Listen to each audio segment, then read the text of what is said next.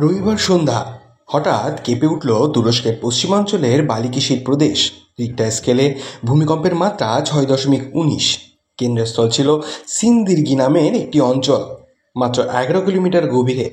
এত অগভীর গভীরতায় উৎপন্ন হওয়া কম্পন ছড়িয়ে পড়ে দ্রুত এবং প্রবলভাবে, যা প্রায় 200 কিলোমিটার দূরে ইস্তানবুল পর্যন্ত অনুভূত হয়। স্থানীয় সময় সন্ধ্যার কিছু পরে শহরের শান্ত পরিবেশ ভেঙে পড়ে আতঙ্কে। প্রত্যক্ষদর্শীরা জানিয়েছেন, প্রথমে মৃদু কাঁপুনি, তারপর মাত্র কয়েক সেকেন্ডের মধ্যেই জোরালো ধাক্কা, যেন মাটি পায়ের তলা থেকে সরে যাচ্ছে। মানুষ প্রাণ বাঁচাতে ছুটে বেরিয়ে আসে রাস্তায়। অনেকেই পরিবারের সদস্যদের খোঁজে ছুটতে ছুটতে অসহায়ভাবে কেঁদে উঠছেন। মাত্র কয়েক মুহূর্তের মধ্যে ধসে পড়ে প্রায় একের পর এক বাড়ি। 10টিরও বাড়ি ক্ষতিগ্রস্ত হয়েছে। এর মধ্যে রয়েছে একাধিক আবাসিক ভবন, দোকানপাট এবং একটি মসজিদের মিনার।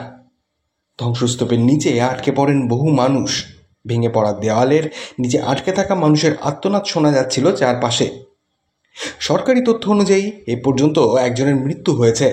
আহতের সংখ্যা 29, যাদের মধ্যে কয়েকজনের অবস্থা আশঙ্কাজনক। এখনও অন্তত 2জন ধ্বংসস্তূপের নিচে আটকে রয়েছে বলে খবর। দ্রুত উদ্ধার অভিযানে নেমেছে স্থানীয় দমকল বাহিনী, পুলিশ, দুর্যোগ ব্যবস্থাপনা কর্তৃপক্ষ এবং স্বেচ্ছাসেবীরা। ইতিমধ্যেই 4জনকে জীবিত উদ্ধার করা হয়েছে। উদ্ধারকর্মীরা জানাচ্ছেন, ধ্বংসস্তূপের ভেতরে এখনও মানুষের শব্দ শোনা যাচ্ছে, যা তাদের আশাবাদী করে তুলছে। তবে রাত নেমে আসায় এবং শীতল আবহাওয়া হওয়ার কারণে পরিস্থিতি আরও কঠিন হয়ে উঠছে। সেনাবাহিনী সতর্ক অবস্থায় রয়েছে।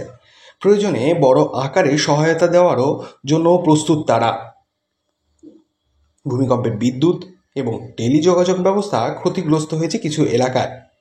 কর্তৃপক্ষ জরুরি জেনারেটর সরবরাহ করছে এবং হাসপাতালগুলোতে অতিরিক্ত চিকিৎসক ও নার্স মোতায়েন করা হয়েছে। ক্ষতিগ্রস্তদের জন্য অস্থায়ী আশ্রয়কেন্দ্র খোলা হয়েছে। এই ভূমিকম্পের খবর শুনেই অনেকের মনে ফিরে এসেছে 2023 সালের সেই দুঃসহ স্মৃতি, যখন ইতিহাসের অন্যতম ভয়াবহ ভূমিকম্পে তুরস্ক ও সিরিয়ায় মিলিয়ে প্রাণ হারিয়েছেন 60,000 মানুষ। আহত হয়েছিলেন আরও কয়েক লক্ষ। তখন ধ্বংসস্তূপে আটকে থাকা মানুষের কান্না, অসহায়তা এবং উদ্ধারকর্মীদের নির্লস সংগ্রামের ছবি গোটা বিশ্বকে নাড়িয়ে দিয়েছিল। ভূমিকম্প বিশেষজ্ঞরা বলছেন, তুরস্কের ভৌগোলিক অবস্থান একাধিক সক্রিয় ফল্ট লাইনের উপর হওয়ায় এই দেশটি ভূমিকম্প প্রবণ। এই অঞ্চলে ঘন ঘন মাঝারি থেকে বড় মাত্রা ভূমিকম্প হওয়াটা অস্বাভাবিক কিছু নয়।